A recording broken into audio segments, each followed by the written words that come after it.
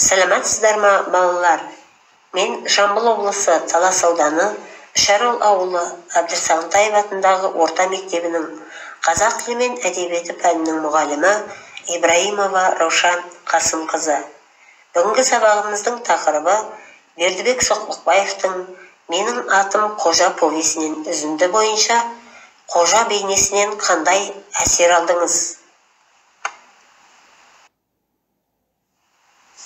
Оқу мақсаты: кейіпкерлерді шынайы өмірмен салыстырып бағалау. Сабақ мақсаты: барлық оқушылар кейіпкерлер бейнесін шынайы өмірмен байланыстырады, өзіндік баға береді. Оқушылардың көпшілігі кейіпкерлерге мінездеме беріп, кейіпкер бойындағы жағымды, жағымсыз қасиеттерді ажыратады. Кейбір оқушылар мәтін желісін өз ойымен қорытындылап, нақты фактілермен дәлелдейді. Бағалау критерийлері: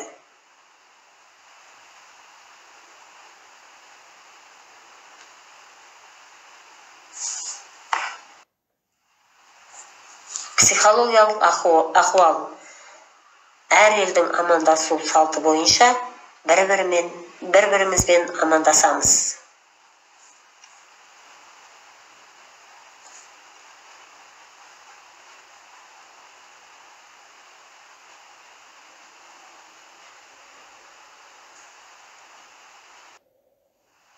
Түрлі түсті стикерлер бойынша топқа бөлінеміз.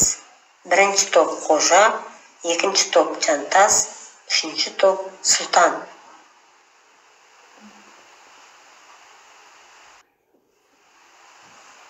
Үй жұмысын тексеру мақсатында өрмекші торы әдісі қолданылады. Мұнда оқушылар бір-біріне дайындап келген сұрақтар бойынша білімдерін пысықтаймыз.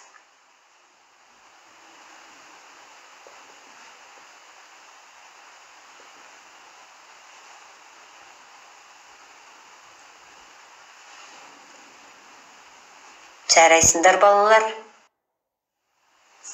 Оқу мақсатына негізделген тапсырмаларды орындайық. Бірінші тапсырма: «Менің атым Қожа» фильмінен үзінді. Бейне көрініске байланысты үзіндіні көріңіз. Үзіндідегі кейіпкерлер әрекетін бақылап, ойларыңызды ортаға салыңыздар. Бұл тапсырма ойлан, жұптас, бөліс әдісі арқылы орындалады.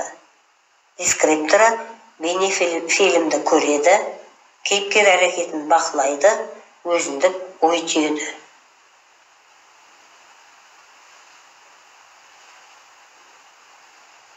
Қалыптастырушы бағалау: көршіңізге айтыңыз әдісі бойынша оқушылар өз жұптарын бағалайды.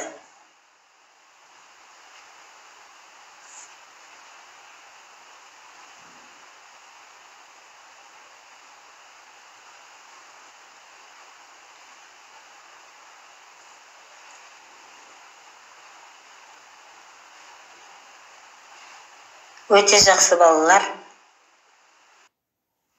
Екінші тапсырма: кейіпкерлерге мінездеме беріп, жағымды, жағымсыз қасиеттерін ажыратыңыз.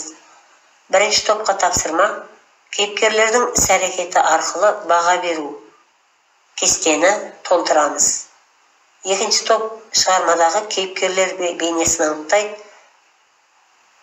Кестені толтырамыз. Үшінші топ тапсырмасы портреттер сөйлейді әдісі. Портрет беруде пайдаланған көркемдегіш құралдарды анықтайды.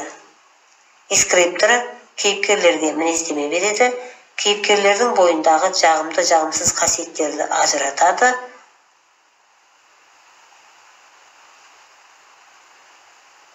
Қалыптастырушы бағалау 2 жұлдыз 1 тілек әдісі бойынша бағаланады.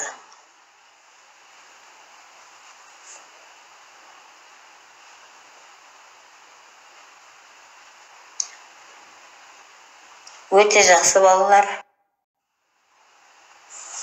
Үшінші тапсырма: мәтін желісін өз ойымен қорытындылап, нақты фактілермен дәлелдейді. Бұл тапсырма Попс формуласы әдіс арқылы орындалады.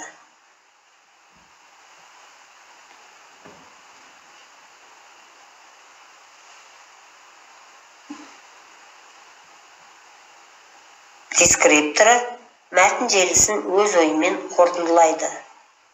Өз ойын нақты фактілермен, мысалдармен дәлелдейді. Қалыптастырушы бағалау көңіл-күй смайликтері әдісі арқылы бағаланады.